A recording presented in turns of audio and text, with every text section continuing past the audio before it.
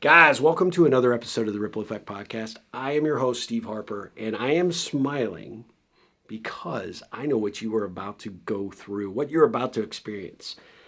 I want to say there are people in life that you meet that you just know hold a little something special, a little something, right?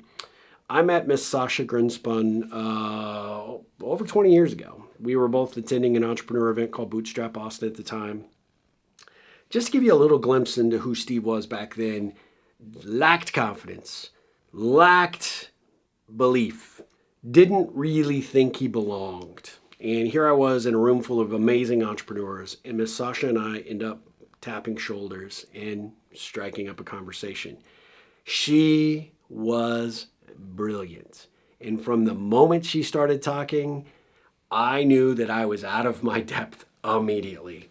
I think fundamentally, what I see make a difference for people to embrace authentic networking is instead of viewing it as a chore, I view it as play.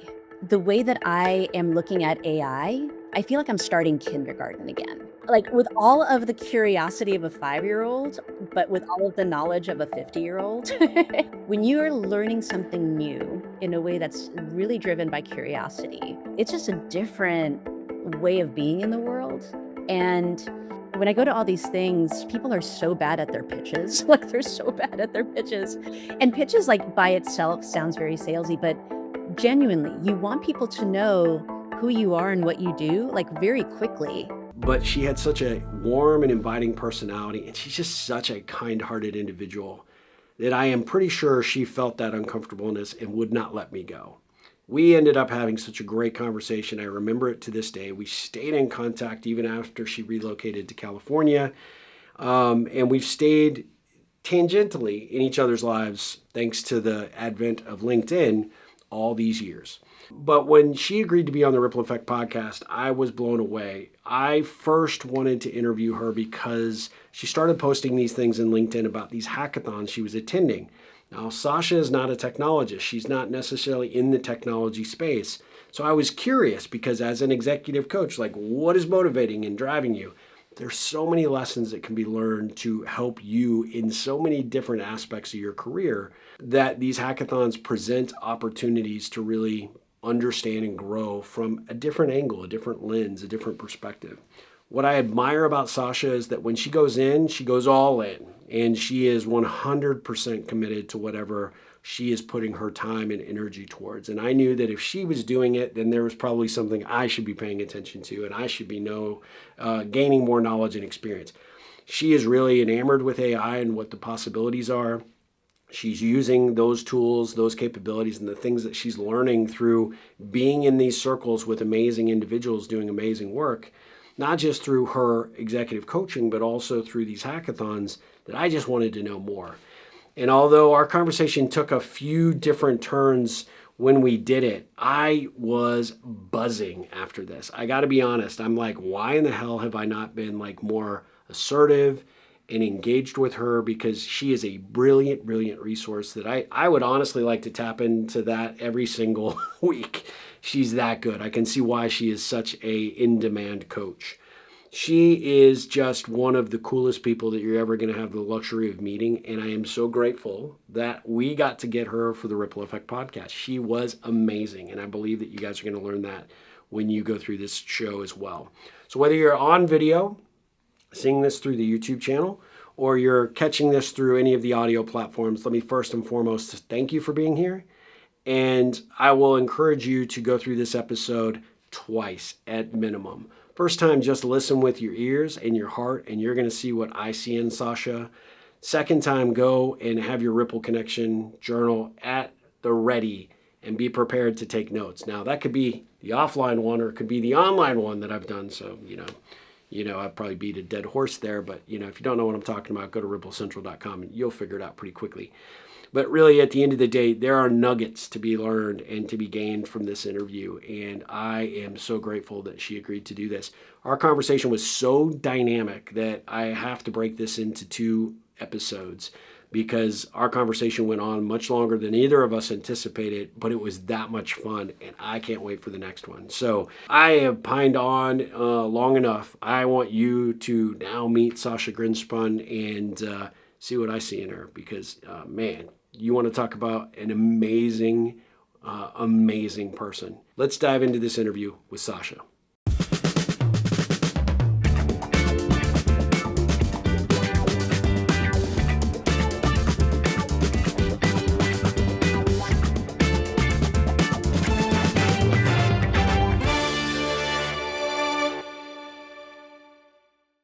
Guys, welcome to the Ripple Effect Podcast. I am here with my good friend, longtime friend, Sasha Grinspun. How are you doing, Sasha?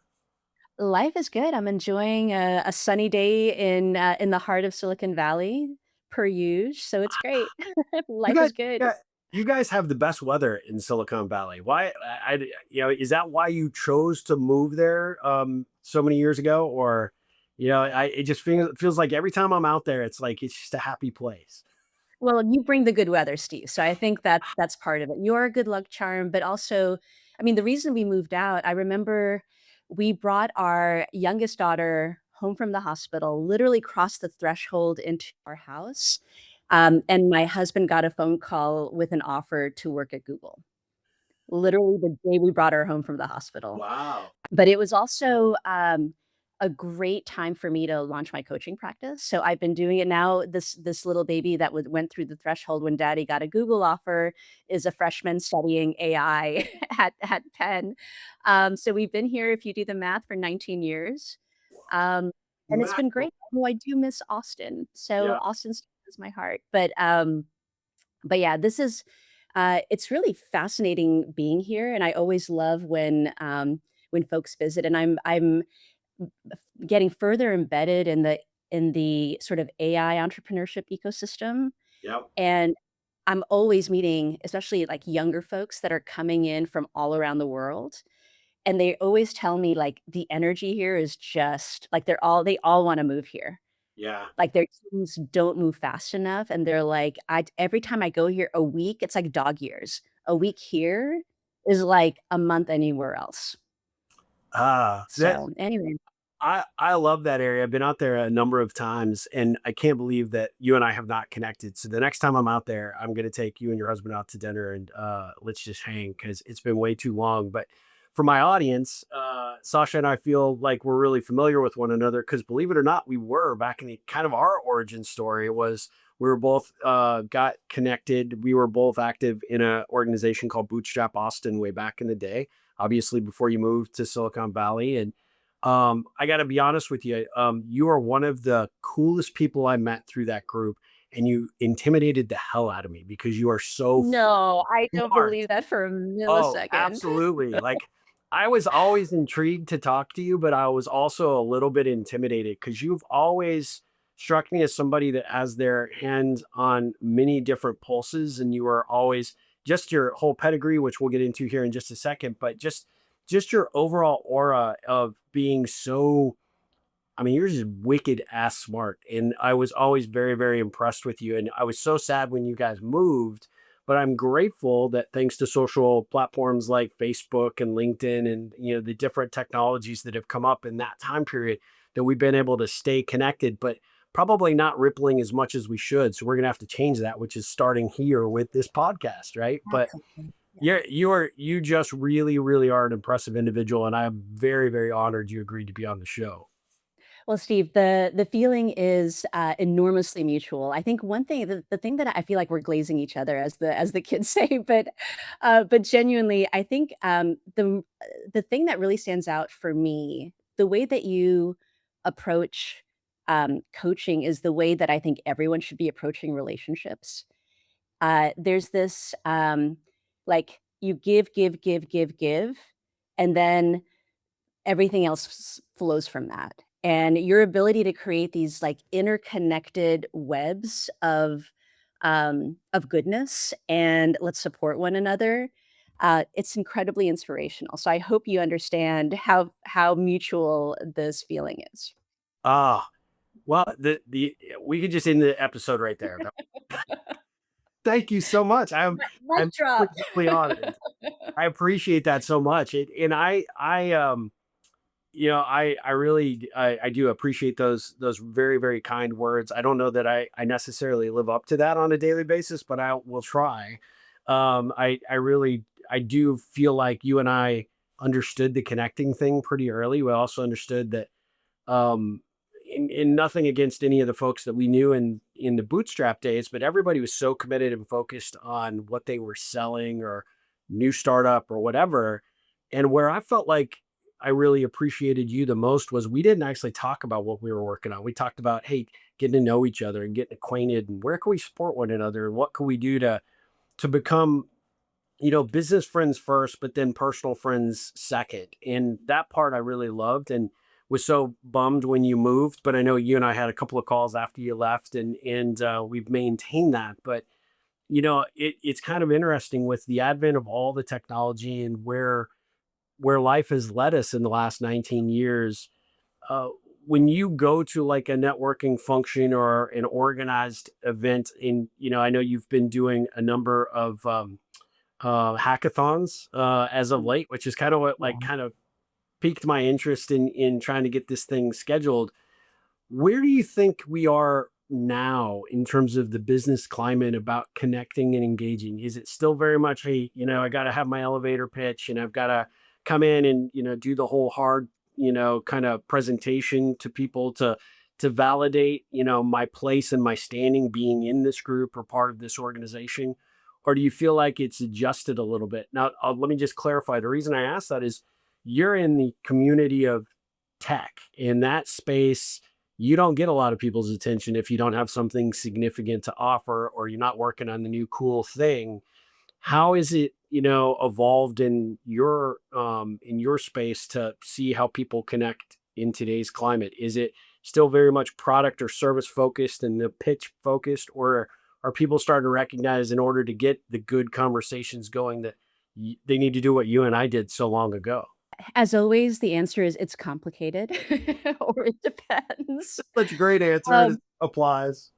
um, I think part of, and I know we're gonna talk about all of these components, but when AI blew up in, 22, 23, um, I felt that tectonic shift, even though, like, I am not a techie, although I'm married to one, my youngest daughter is really into it, um, but it was for me as somebody that's been in the executive coaching space, Yeah. and in Silicon Valley, and also just very global, like, I'm Ukrainian, married to a Spaniard, I speak 4 languages, I'm seeing the bigger picture, this isn't like, "Let me just look at my little zip code of where I am." Um, there is something that's shifting so fundamentally about human relationships in the future of work, and, my approach is, like, very much beginner's mind. I'm like, "I do not know this, and I can either choose to be scared or I can choose to be curious." Um, likely both, but leaning leaning towards curious. Yep. And all of this was happening during huge layoffs, and Silicon Valley was particularly hit by it, and it with classes of workers it doesn't normally hit. And so knowledge workers used to be like the tippy top of the pyramid in terms of like high paying jobs with amazing benefits. And that was very much at risk. Yeah. And we're seeing that amplified. Although there's an optimism that I have about how things are going to go, but it depends on people behaving well, which they don't tend to do. And so we can talk about that. But to your point about the relationship piece and networking, I feel like we're there are gonna be like 3 approaches that are going to be unfolding. Um, I think the sort of the influencer approach is going to be a big thing, like, how many people can get the most number of followers and be a LinkedIn influencer and be, whatever the platform of choice is going to be. So I think for business, it's more LinkedIn and X are the main platforms. Sure. So there's th that's always I think that's always going to be the case. I think throughout the history of humanity, there've always been like, who are the people that are in the public square that are getting all of the attention? Yep. So, I don't think that's new, and I think it's going to remain, like, a category of influence. But I think, on the other end, there are the people that are worth knowing that you don't know about, and those are the people that I want to, like, give them that huge leap. Um, they've got this reluctance, they've got this ick factor about networking. They don't like to kind of brag about themselves, as they call it. They don't, um, Dude, you that's know, me. there's 100% me. well, I I know we're peas in the pod about that, Yeah, yeah, but I think this idea of, "Oh, let my work stand on its own merit." Um, I don't think that's true anymore. I don't think it was ever fully true, but I think it's less true now because of everything that AI can do. It's all about relationships. I don't think, even in the near future, you're going to be able to get a job unless you've got, like, 3 human beings that can vouch for you. It's like almost, and I'm not in this world, like, I'm yeah, this immigrant kid that grew up in the wrong side of the tracks of Forest Hills, Queens, but, I think that, like, it's like the country club rule. Like, if you're not recommended by 2, 3 people, you're not getting in. I yeah, think that's actually what's going to be happening because without the it's almost gonna be like a human in the loop for you to even get in the door.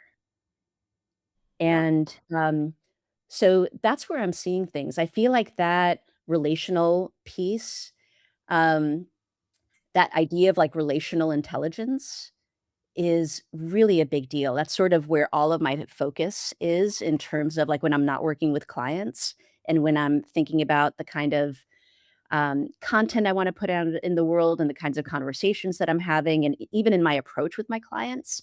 It's all about how do you go out in the world, know your story, tell it compellingly, be curious about the other person, give, but also, like, you still have to put yourself out there. You don't need to be this super duper influencer, but your corner of the world needs to know about you. And I feel like a lot of people are missing that part. They feel like I yeah. honestly, and you can bleep this out, I wanna write a book called "Fuck the Algorithm." We don't beep here. I love that. I love that title, by the Great. way. I love it. Whoever's listening, please don't take it, like, out of the benevolence of hu please don't take that title because I wanna write this book. Yeah. Um, I feel like everyone needs to know who their audience is, grow that, strengthen it, but I feel like people, wanna, like, um this fear of putting yourself out there, I just wanna change that, and I raise my hand as a very proud introvert, and I think what changed for me, and I think this probably happened in business school many years ago, because I come from a family of introverts. I feel like, uh, introverts can really put themselves out there once they have a clear story and a clear mission, Yep. because then it's not about them and it's not about they're pitching something. It's like, I know my why, and I want that why to happen. And I think that's the missing piece for a lot of people. Um But man, I just wanna change the way people look at networking, and I don't know if it's a marketing problem, like, let's call it something else.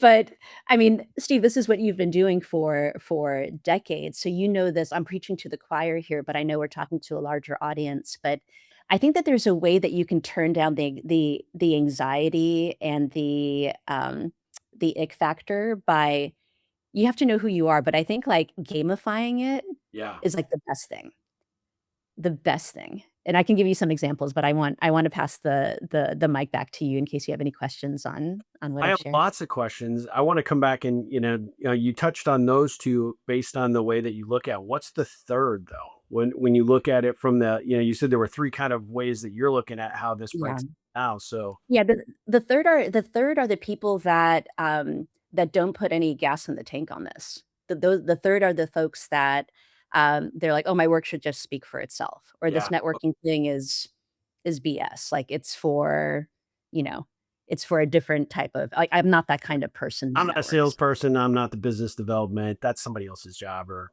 Yeah, yeah, people should and discover it's me great anyway, right?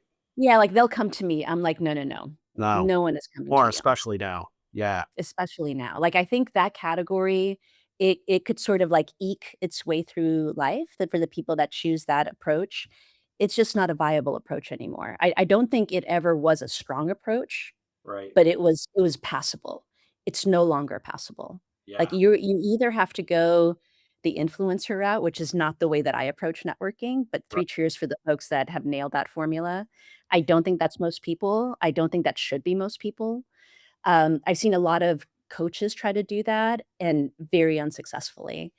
Um, but I think that, like, relational intelligence, know your audience, know your own numbers, and then go for it. And I've got some examples, but again, like, you've got a number of questions. Let's dive in. Yeah, well, I mean, you're giving some absolute gold. I love how you've broken this down. I think one of the things that I think when people hear influencer, especially in today's world, it's like when all you got to do is get on Instagram or TikTok, and you're like instantly, at least for I'm going to make the assumption about myself, but I also think it might, probably edge into your lane as well, which is, oh my gosh, like I could never be that. I don't know how to even start. And, so you kind of like already assume that you don't have the ability to be that influencer or, sort of like you said it so well, like, kind of the middle of the town square where everybody's kind of paying attention to you. And I think that the biggest challenge I think for a lot of people is they think, well, I would never have that. So why even try? And I think your second part is you are kind of actually an influencer, but it's just to a smaller group of people. It's those early adopters. It's the people that want to be your evangelist, that they believe in what you're doing or what you're offering, and they believe in you before they believe in your company or your product or your service. And Yeah. that means that you've got that collective credibility already established with them to the point that they're willing to tell somebody else. Maybe it's not in mass, it's not, singing your praises from the rooftops, but they're telling at least one other person that you didn't know about what it is about you that these people need to know. And that alone, I think, is where people that are sort of in that middle ground where you and I are, they sort of miss that point. Like, you kind of think, hey, I've got my 4 or 5 fans or 50 clients that love what we do or whatever, but it's not enough. And actually it is. It's just how do you refine and grow those relationships so that not only do you turn, one fan into two, but figure out how to turn it into more of an exponential return. And I think part of that is by, showing up and continually growing those relationships with those people where I see a lot of people that kind of fall into that realm where I'll just point the finger at myself where they've done enough and they're kind of sort semi-successful. They're not coasting. They don't really know how to leverage the power of their small network to turn it into a moderately bigger network because they're not putting the energy or the effort towards it. And then it's the other people, like you said, kind of that third leg, which is well, my work should speak for itself. I had a coaching client, brilliant individual, but I'm like, so let me just ask you, I mean, just based on your experience, how often do people just out of the blue find you? Well, they don't, but they should. It's like, well, that's part of the problem is that, in today's world, we're talking about, back in the day when you and I first connected 19 years ago or more, um, relationships kind of mattered, conversations mattered, the pitch definitely mattered, but at the end of the day, you wanted to leave people wanting to know more about you so that you could have invitations into the next conversation.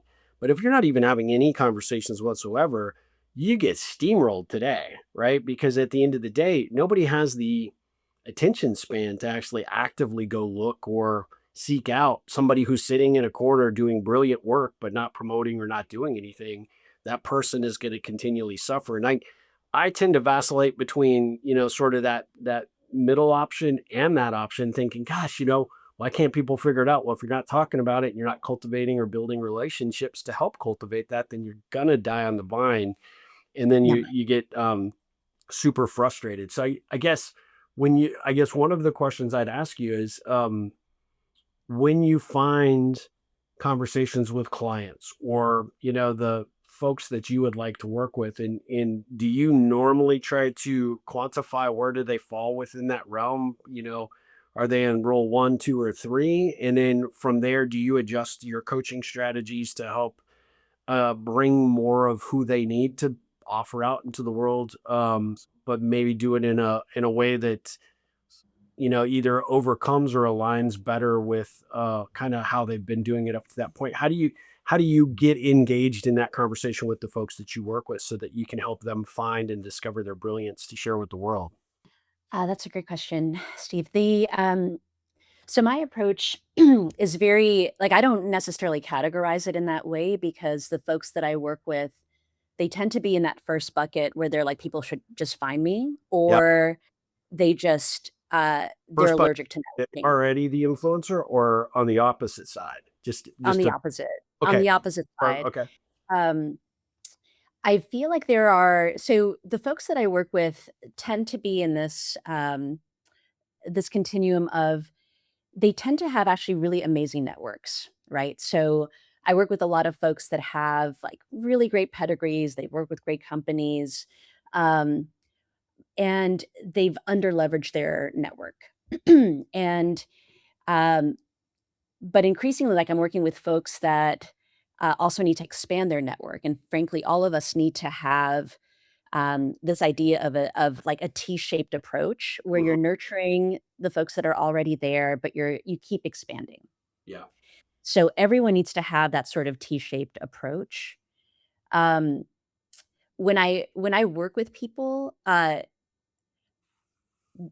look at sort of I think that when you think about relational intelligence, it's like I I oppose this idea of like there's like 10 steps and everyone needs to do them. For something like this, you're fundamentally getting people over a deep-seated fear, Yeah. often a fear of rejection, Yeah.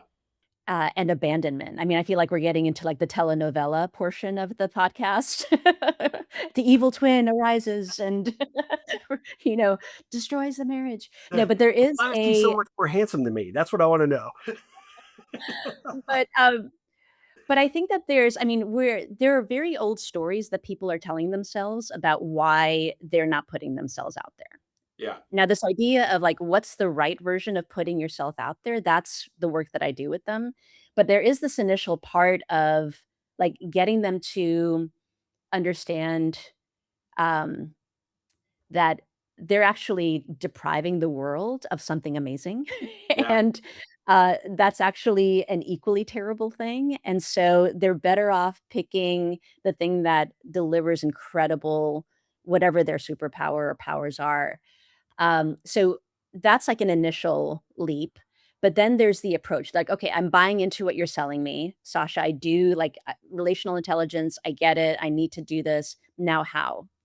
And I think that becomes that's where my secret sauce is, like helping them understand their approach. Like, is it going to events, launching a Substack, doing a podcast, hosting a summit. Like there are all these different ways that are contingent on their personality, their reality, like their schedule. Like if you're a mom of three young kids, your schedule reality is different than like me, who's an empty nester and I live in Silicon Valley. So I think that there's kind of understanding all of these components and helping them build a strategy around what's working for them, um, and their like proclivity for communication and their reality for their life. And it's amazing to see that click. That is like the happiest moment for me where they're like, um, and I always try to bring in gamification because I do think that there's magic in that. Yeah. And for some people, it's more critical than others. But I think for everyone, this idea of measure what matters is like, and I am like, I did that my own experiment. Like I'm very actively involved in Chief, which is this network for executive women, an amazing organization. Incredible women are in it, and I lead these coaching groups. And one thing um, that is amazing is we we always kind of give a, like, what do you want to happen by the next meeting? We meet, like, every 1 to 2 months, and, they're like, "Sasha, you never tell us your thing. Like, what's the thing that you wanna do?" And I'm like, "Well, that's not my I'm supposed to hold the space and do this for you." They're like, "No, no, no, no, we're not letting you off the hook." Yeah. And so in January, I was like, "You know what? I want to very organically grow my LinkedIn relationships, and not just connections, but, like, relationships. Yeah. Like, I want to, like, actively meet people and bring them into my network. Because in my mind, like, you need to distill everything down to, like, if you do this one thing right, like, 20 things flow from it, and my inspiration for that is another beloved Austin-based company, The One Thing. I love that org. I you You're know referencing Gary Keller's work? Yeah, Yeah. Gary Yep. Keller, Yep. and, yeah, that is just I have embraced that, for decades, Yeah. actually. Like, even Yep. before the book came out, I know of Gary and his work. And for me, I was like, "Okay, if I can get 100 organic connections every month, like, everything will flow from that." It means I'm going to events, it means I'm talking with people, it means that I'm engaging with them and they're engaging with me. It means I'm actively seeking Yep. moments where I can kind of engage with more people and be a part of more things, and it's been crazy. I've actually doubled that number, so I'm probably getting, about 200 organic connections a month. That does not Um, surprise me at all. Yeah. no, but here's the thing, and I appreciate that, but the reality is, like, if I look at my numbers, and I'm actually not a very, like, there are people who love their numbers and they track everything, like the sort of growth marketing bros, which I love that. I wish I had more of that in me, but I'm not a, like, look at my dashboard kind of person, and this is literally the only number that I've tracked. And what it has led to is mind-blowing. Like, I was like, "Okay, I wanna grow my community." Again, it's not about, like, how many connections do you have and likes and what goes viral and what doesn't. I'm like, "I wanna wrap my arms around AI. I wanna build a community around that. This is the future. How do I do that as someone who's not technical nor studied this?" And, for me, I do it through my various communities. And so, I graduated from Harvard Business School. I'm actively involved in the alumni clubs. Like, even a year after graduating, I became president of the alumni club of of Austin, like, as a whatever I was, 26-year-old. Um, and I've been, like, a zealot ever since. And so I raised my hand to do, very kind of hands-on programming for AI. So over, like, less than, the in within 3 months, I've done 6 workshops, which is Wow. an incredible pace for alumni programming, and, incredibly popular. I think we've had, like, 1,800 registrants, really incredible engagement, and I'm like, "I love this." And another part of, like, how do I get, I mean, you do the math on 100 new connections, like, organic connections, that's, 25 new people that you meet every Yeah. week in, week out. That's a lot. Yeah. Um, and it isn't like I'm not just reaching out to strangers. Like, my bar was, they need to, like, look me in the eye on some level, and we connect. And, so I started going to hackathons, and that is its own journey. That is another book that I'm writing, is sort of like the self-discovery that comes, from doing hackathons. And I'm actively trying to get more women to attend. So I'm doing this every time I go to a hackathon, I invite 20 women. Oh, that's awesome. And I mean, some guys too who are great and I wanna see them, but I'm actively trying to get, more women, engaged in AI, because you look at what the Anthropic study of who it's gonna who AI is going to negatively impact, and women, especially, like, women 40 and older, are gonna be heavily negatively impacted, Yep. and so I'm like, "I'll do my little bit to keep Yeah. that from happening." Um, so I think that there's, like, the gamification, if there's I want people to take a lot away from our conversation, but if there's a way that you can find a number for you.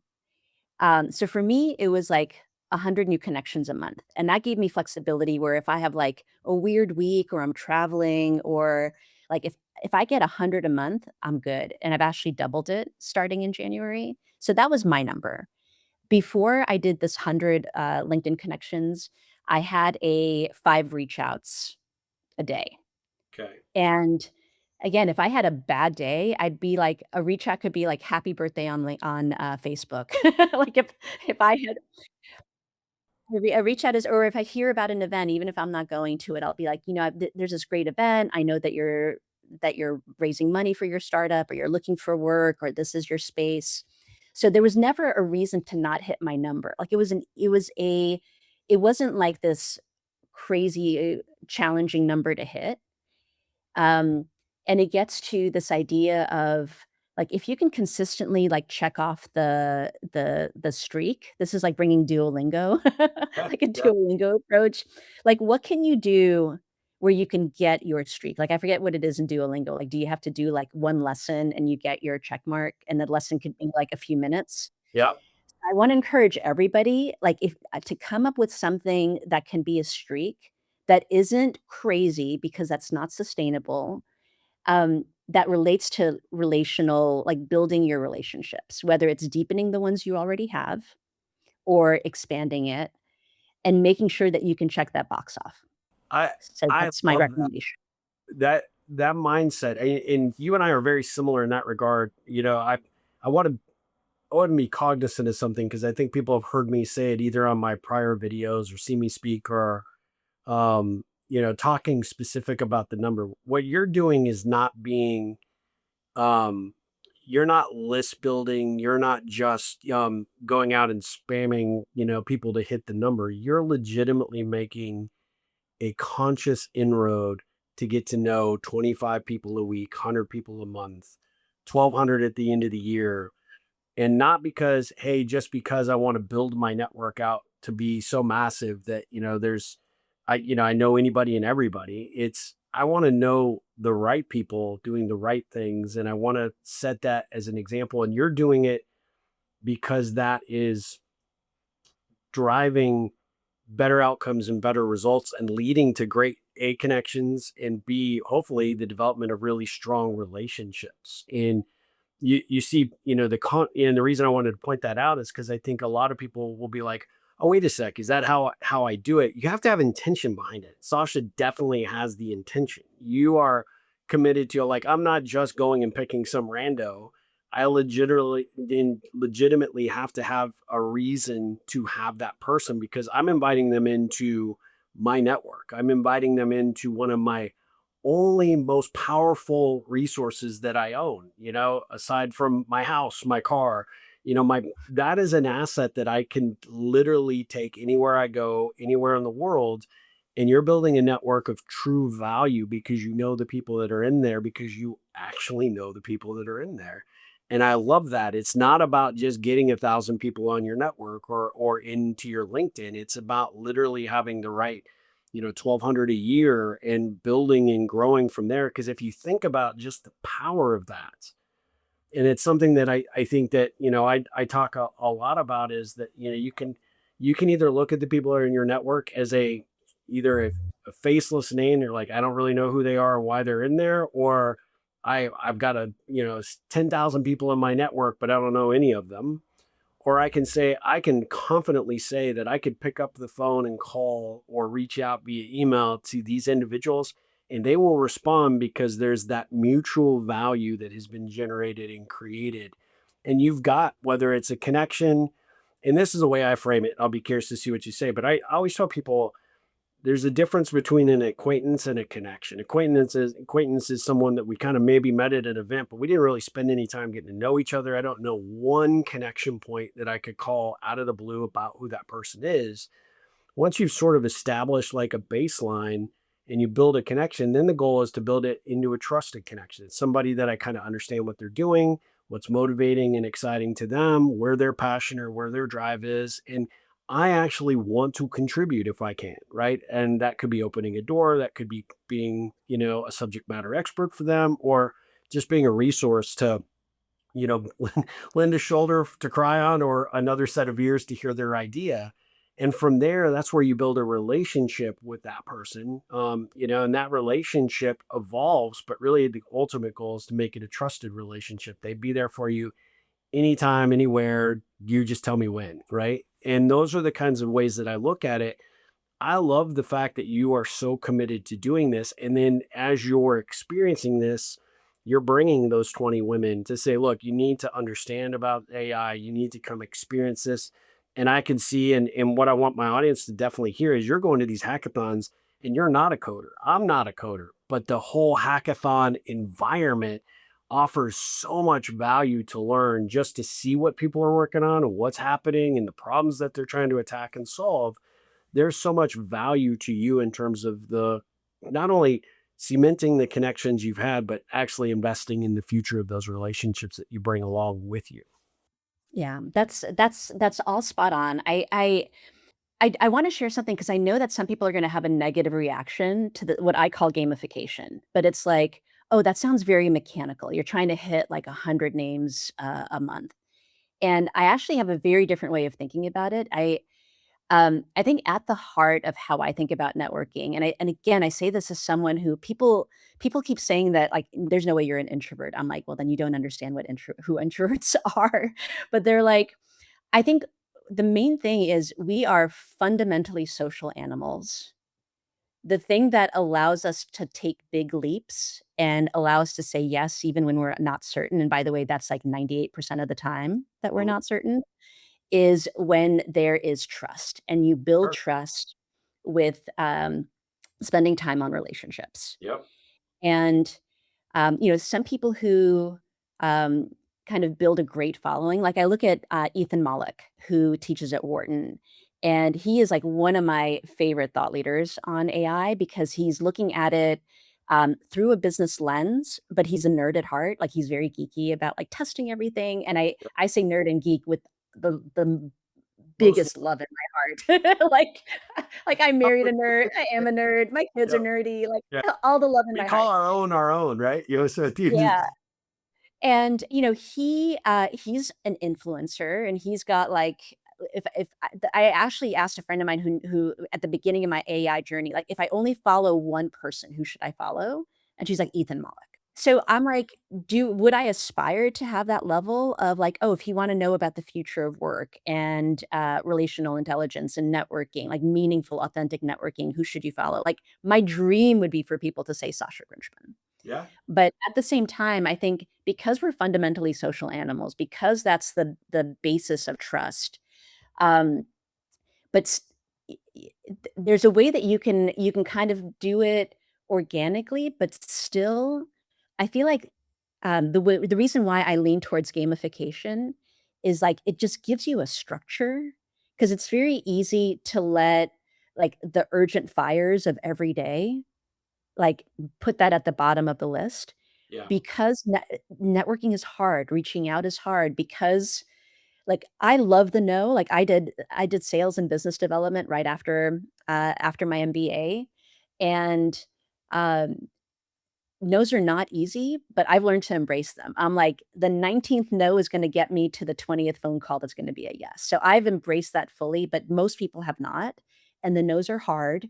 Um, and it's really hard when you reach out to somebody and they don't respond back. So all of those things are hard and we avoid them at all costs. And so having a number, at least for me, like I get in my own head, like things take too long. I get in my own head. If I've got a number to hit, I crank it out. Yeah. I'm able to just do the thing instead of thinking about doing the thing.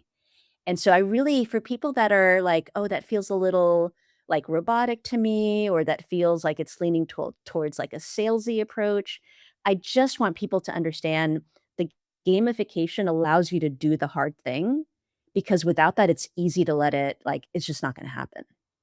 Yep. But I also wanna encourage because I think a lot of people, do, like, the New Year's resolutions approach where they're like, "I'm gonna go to the gym every day." I'm like, oh, nay, nay. Like, just go to the gym once a week, and if you do, like or, like, put your sneakers by the door or by your bedside, whatever it is. For me, uh, the tortoise wins the race every time. Like, this whole like, is it James Clear that did the 1% better? Atomic Habits. So literally, like I almost like I have clients who are super ambitious, almost like that is my tribe, super ambitious, like go full throttle. I'm like, I actually have to hold them back and be like, I want you to do the smallest thing right now Yeah. and do that for a week. And then they sort of it's such a it's such a great approach because then they're like, because then they want to do more. Yeah. but I'm done. I'm but ready. What's next? Yeah. I'm ready, come on, why are you holding me back, man? Um, but I think that there is something that 1% better really just makes it sustainable and gives you wind beneath your sails and just leads to this amazing flywheel where you get all of this positive reinforcement instead of the fear of the negative. And I mean, I swear by that approach. That's what I've been doing for the past couple of decades, and clients have like I've s the shifts that I have seen with virtually everyone that's gone through this process is just phenomenal. Too many people try to do too much too soon in a way that's not who they are, and then they just crash and burn. Yeah, and it just crash and burn. I Yeah. love that. To touch on your gamification piece so that my audience really understands it.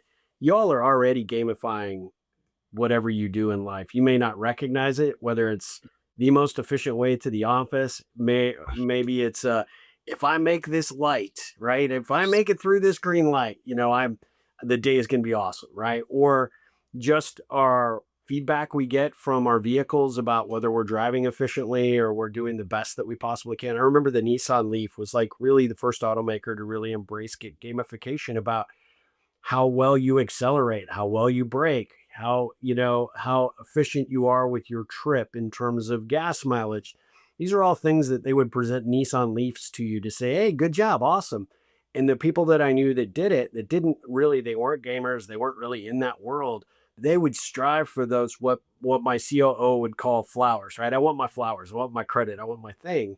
It's why I like Duolingo. I actually on Saturdays just celebrated my 365th day, right? So I'm Yay! 367 now, and I do it because I want to be better at certain things that I just wasn't good at in school. And it isn't because I want to be a nerd or a God love you. I mean, I would love to speak four languages. I just like to speak one really well and then speak another one pretty good.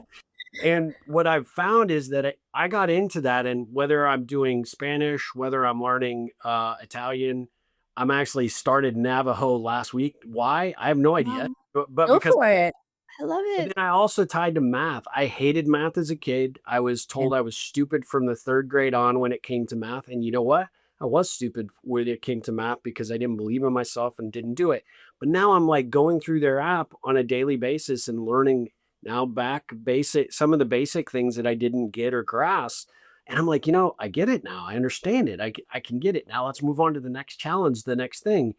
Gamification is really part of our existence as human beings. Whether we left the cave and we were going to go tend to our crops, or we were going to go take on the saber-toothed tiger, or if we were going to be able to survive for a day, gamification was part of that. And what I like about your approach is that you have a target that works for you, and everybody out there listening, you find the target that makes sense to you. I tell audiences when I speak about the ripple, it's like, I just want you to do one thing for me. I want you to make an effort to make a difference in somebody's life or in the world some way one time a day. And then when you're laying your head on the pillow at the end of the day, and you run through your day and you're like, what did I do to make a difference? And what happens is if you set the goal at one, well, one becomes easy. So then you want to do two, and then you want to do three. And next thing you know, you're doing things throughout your day for the entire week. And when you actually look at your week in review, like, wow, I made a difference. You're doing that same thing through the connections that you're making, the relationships that you're building, and the value you bring to the table.